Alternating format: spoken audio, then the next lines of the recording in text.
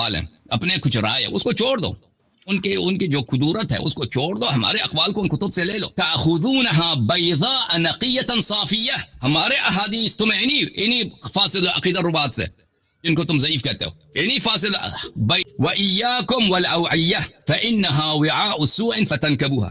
اور لیکن ان روات، ان راویوں سے بچو، راوی کے روایت کو لے لو اور ان روات سے بچو، روات سے بچو، روات سے برحذر رہو. خود مثلا راوی مثلا زیدی ہے جو کاک میں سے ہے، خود راوی غیر شیعہ ہے، ان کی حدیث کو لے لو کیونکہ انہوں نے اہل بیت علیہ السلام سے نقل کیا، لیکن ان کے اپنے آراء اقوال سے ان سے برحذر رہو. لہٰذا ہمارے جو علماء تھے وہ شیخ صدوق بیوقوف نہیں تھا، وہ پاگل نہیں تھا، اس کی عمر گزری احادیث، اس کے باپ کا عمر بھی گزری احادیث میں. وہ امام زمان علیہ السلام کی دعا سے دنیا میں آیا. مرحوم کلینی پاگل نہیں تھے، بیوقوف نہیں تھے کہ انہوں نے اس مقدمے میں لکھا کہ میں ایک ایسا کتاب لکھوں گا کہ جو شیعوں کی اصول اور فروع کے لیے کافی ہو. اس لیے ان کے پاس معیار جو اہل بیت علیہ السلام کی جانب سے ہے، معیار وہ اور ہے، جماعت عمریہ کے معیار اور ہے، جماعت عمریہ کے معیار نقل احادیث میں اور ہے، ہمارے ہاں احادیث اور ہے.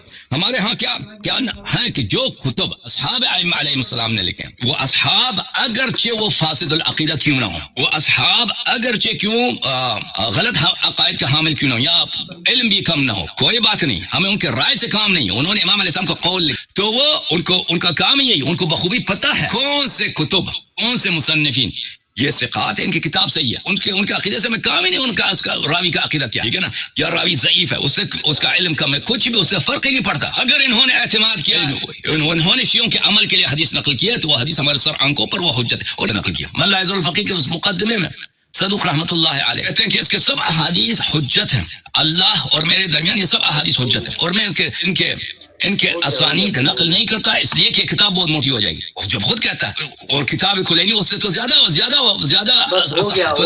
ناظرین آپ نے دیکھا کہ حسن العیاری نے اپنے مذہب کا اصول یہ بتایا ہے کہ راوی کتنا ہی جھوٹا کیوں نہ ہو، کتنا ہی فاسق فاجر کیوں نہ ہو، اس سے روایت لے لو کیونکہ قول معصوم امام کا ہے.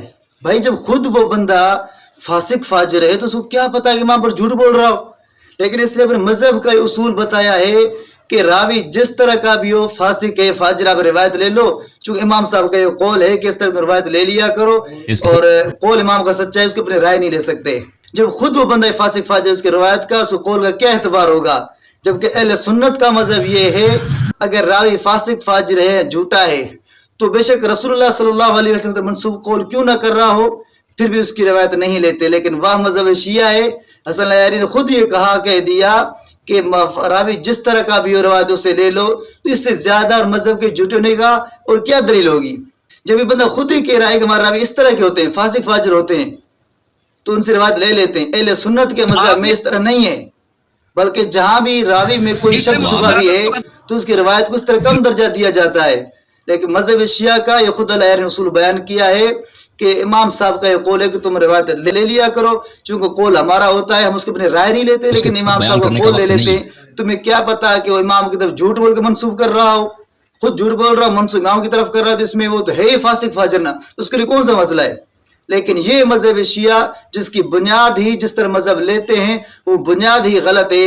یہی وجہ ہم کہتے ہیں کہ اسلام ہے تو اہل سنت والجماعت ہے، باقی شیعت خالصتاً کفر ہے، اس کے اندر اسلام کا کوئی ذرا بھی نہیں ہے، بلکہ یہودیوں کی طرف سے باتیں ملائی گئی ہیں. یہ لوگ اپنی طرف سے باتیں بناتے منسوب امام کی طرف کر دیتے ہیں. ان کے مذہب کی پوری بنیاد یہی ہے.